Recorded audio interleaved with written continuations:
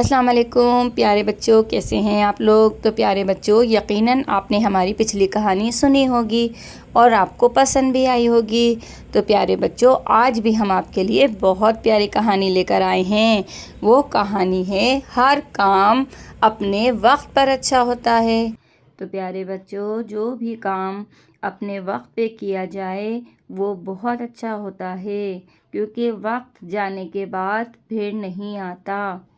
تو پیارے بچوں، چلیے کہانی شروع کرتے ہیں۔ ایک دفعہ کا ذکر ہے کہ ایک ندی کے کنارے بطخوں کا ایک جوڑا رہا کرتا تھا۔ دونوں نے اپنے رہنے کے لیے ایک چھوٹا سا گھر بنایا تھا، جو تنکوں اور جھاڑو سے بنا ہوا تھا۔ دراصل یہ گھر انہیں بنا بنایا مل گیا تھا، انہوں نے اسے اپنے رہنے کے لیے ٹھیک کر لیا تھا۔ دونوں میاں بیوی ہنسی خوشی اس گھر میں زندگی گزار رہے تھے۔ وہ سارا دن ندی میں چونچ مارتے اور کھانا کھانے کے لیے چھوٹی چھوٹی مچھلیاں ڈھونڈ لیتے۔ جب سردیوں کا موسم آتا تھا تو بی بطخ ہمیشہ انڈوں پہ بیٹھا کرتی تھی۔ بہار میں اس کے انڈوں سے خوبصورت چوزے نکلتے تھے، اس کے ہمراہ خوب گھومتے پھرتے۔ جب گرمیوں کا موسم آتا تو یہ بچے جوان ہو کر اپنے اپنے رزق کی تلاش میں نکل جاتے اور یوں دونوں میاں بیوی تنہا رہ جاتے۔ اس بار بھی جب سردیاں آئیں تو بی بطخ نے انڈوں پر بیٹھنے کا فیصلہ کیا۔ اس نے انڈوں کی جانچ کی اور خراب انڈوں کو نکال کر 8 عمدہ اور بہترین انڈے جمع کر لیے۔ ان دنوں میں بطخ باہر جاتا اور اپنی بیوی کے لیے خوراک تلاش کرتا تھا۔ بی بطخ انڈوں پہ سارا دن بیٹھی رہتی تھی اور خوب آرام کرتی تھی اور اس کا شوہر اس کو کھانا لا کے کھلاتا تھا۔ جب سردیوں کا موسم گزر گیا تو بی بطخ نے انڈوں کا اچھی طرح سے جائزہ لیا۔ اسے معلوم ہو گیا کہ بس کچھ ہی دیر میں چوزے انڈے کے خول سے توڑ کر باہر آنے والے ہیں۔ وقت گزرا اور ایک ایک کر کے تمام انڈے ٹوٹتے گئے اور چوزے نکلتے رہے۔ جب 7 چوزے نکل آئے اور 8واں انڈا نہ ٹوٹا تو بی بطخ نے انتظار کیا کہ وہ بھی ٹوٹ جائے تاکہ وہ تمام بچوں کے ساتھ باہر کی فضا میں جائے، کیونکہ وہ گھر میں بیٹھے بیٹھے بور ہو گئی تھی۔ لیکن 8واں انڈا ٹوٹنے کا نام ہی نہیں لے رہا تھا، تو بی بطخ بہت پریشان ہوئی کہ یہ انڈا کیوں نہیں ٹوٹ رہا۔ ایک دن گزر گیا مگر انڈا نہ ٹوٹا، دوسرا دن بھی گزر گیا پھر بھی انڈا نہیں ٹوٹا، تیسرا دن گزر گیا پھر بھی انڈا نہیں ٹوٹا۔ بی بطخ نے انڈے کو ہلا جلا کر دیکھا، انڈا بالکل صحیح تھا، چوزا بھی تیار تھا، مگر وہ باہر نہیں نکل رہا تھا۔ بی بطخ پریشان ہونے لگی۔ تیسرے دن بطخ وہاں چلا آیا، اس نے کہا، بھائی اب بس کرو، باہر کی ہوا کھاؤ، میں تو تنگ آ گیا ہوں تمہیں کھانا لا کے دے دے کے۔ بی بطخ نے بطخ کو بتایا تو وہ انڈے کو غور سے دیکھنے لگا اور ٹھوک بجا کر دیکھا۔ وہ حیران تھا کہ عجب بات ہے، ہمارے چوزے انڈے سے باہر آ گئے ہیں لیکن یہ کیوں نہیں باہر آ رہا۔ بطخ نے کہا، ایک دن اور دیکھ لو، کل یہ چوزا نہ نکلا تو اسے چھوڑ دینا۔ بی بطخ نے اس کی ہاں میں ہاں ملائی۔ اسی دن جب بی بطخ انڈے کو چھوڑ کر جانے والی تھی کہ انڈے میں حرکت پیدا ہونے لگی۔ بی بطخ یہ دیکھ کر رک گئی۔ انڈا ہلتا جھلتا رہا مگر ٹوٹ نہ سکا۔ بی بطخ نے انڈے کے خول کو اپنی چونچ کی مدد سے توڑ دیا۔ تھوڑی دیر بعد ایک موٹا اور بدصورت سا چوزا اس میں سے باہر نکلا اور تیز روشنی دیکھ کر اس نے اپنی آنکھیں بند کر لیں۔ بی بطخ نے جب چوزے کی صورت دیکھی تو وہ بڑی پریشان ہوئی۔ وہ کافی عجیب اور بھدا دکھائی دے رہا تھا، جبکہ باقی چوزے صحیح اور خوبصورت تھے۔ اس کے رنگ بھی شوخ اور چنچل تھے اور موٹے چوزے کا رنگ میلا اور مٹیالہ تھا۔ ایسا کیوں تھا، بی بطخ کو سمجھ میں نہ آیا۔ بطخ گھر لوٹا تو اس نے اس بھدے چوزے کو دیکھ کر بے حد برا منہ بنایا۔ وہ اسے اپنے ہمراہ نہیں رکھنا چاہتا تھا کیونکہ اسے ڈر تھا کہ اس کے ساتھی اس بھدے چوزے کی وجہ سے اس کا مذاق اڑائیں گے۔ بی بطخ نے اسے سمجھایا، یہ تو اللہ کی دین ہے، اگر وہ چاہتا تو سبھی بچے خوبصورت ہوتے۔ خیر، بطخ خاموش ہو گیا۔ جب اگلی صبح بی بطخ اپنے بچوں کے ساتھ باہر نکلی تو بی بطخ کے دوستوں نے اسے مبارکباد دی۔ جوں ہی ان کی نظر اس بھدے چوزے پر پڑی تو وہ حیران رہ گئیں۔ بی بطخ نے کسی کی بات پر دھیان نہیں دیا۔ بی بطخ نے بچوں کو کھانا تلاش کرنے اور کھانے کا طریقہ سمجھایا۔ جب وہ ندی میں اتری تو تمام چوزے بلا دھڑک پانی میں کود گئے، جبکہ بھدا چوزا باہر کنارے پر کھڑا رہا۔ اسے پانی میں کودنے کی ہمت ہی نہ پڑی۔ بی بطخ نے اسے تسلی دی، وہ بے فکر ہو کر ندی میں اتر جائے، اسے کچھ نہیں ہوگا۔ مگر وہ چوزا ٹس سے مس نہ ہوا اور وہ ڈر رہا تھا۔ بی بطخ اسے چھوڑ کر باقی چوزوں کو سمجھاتی رہی۔ بھدا چوزا کنارے پر کھڑا یہ سب دیکھتا رہا۔ جب ننھے چوزے نے ایک مچھلی پکڑی تو بھدا چوزا بے چین سا ہو گیا۔ اسے مچھلی کھانے کی ضرورت تو محسوس ہو رہی تھی، مگر وہ پانی میں اترنے سے ڈر رہا تھا۔ کافی دیر بے چین رہنے کے بعد بھدا چوزا خود پر قابو نہ رکھ سکا تو آنکھیں بند کر کے ندی میں کود گیا۔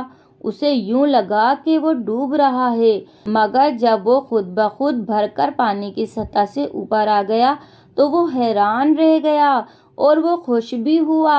اس نے کئی بار غوطے کھائے۔ یہ کھیل واقعی مزیدار ہے۔ وہ خوشی سے اپنی ماں کی طرف لپکا۔ بی بطخ نے اسے پانی میں دیکھ کر اطمینان کی سانس لی۔ بی بطخ نے دوسرے چوزوں کی طرح اسے بھی مچھلیاں پکڑنے کا طریقہ بتایا۔ بھدا چوزا کافی دیر تک کوشش کرتا رہا، مگر وہ ناکام رہا۔ دراصل وہ یہ کام دل لگا کر نہیں کر رہا تھا۔ ندی کے کھیل میں شام ہو گئی۔ باقی سب چوزوں نے کئی مچھلیاں پکڑیں اور کھائیں، جبکہ بھدا چوزا کوئی مچھلی نہ پکڑ سکا اور بھوکا رہ گیا۔ بی بطخ نے اپنے شوہر کو بتایا تو وہ اس کے لیے چند مچھلیاں پکڑ لایا، جن سے اس نے پیٹ بھرا۔ بی بطخ روزانہ انہیں ساتھ لے کر ندی پر جاتی اور زندگی گزارنے کے طریقے سمجھاتی۔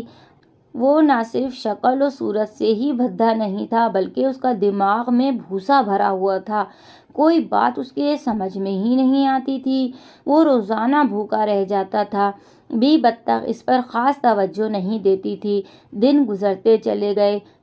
چوزوں کے نئے نئے پر آنا شروع ہو گئے۔ وہ اپنے ماں باپ جیسے سفید ہو گئے، جبکہ بھدا چوزا جو قد میں ان سے بڑا تھا، میلا کچیلا ہی دکھائی دیتا تھا۔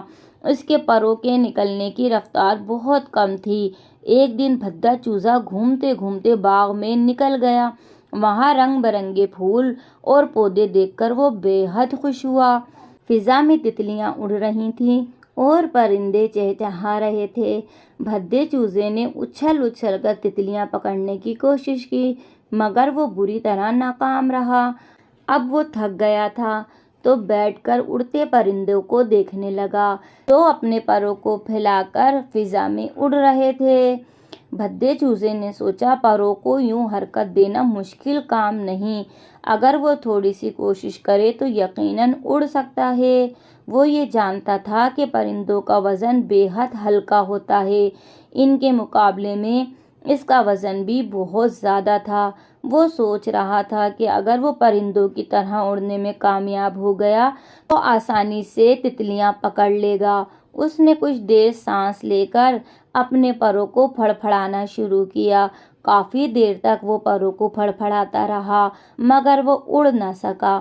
اس پر مایوسی چھانے لگی۔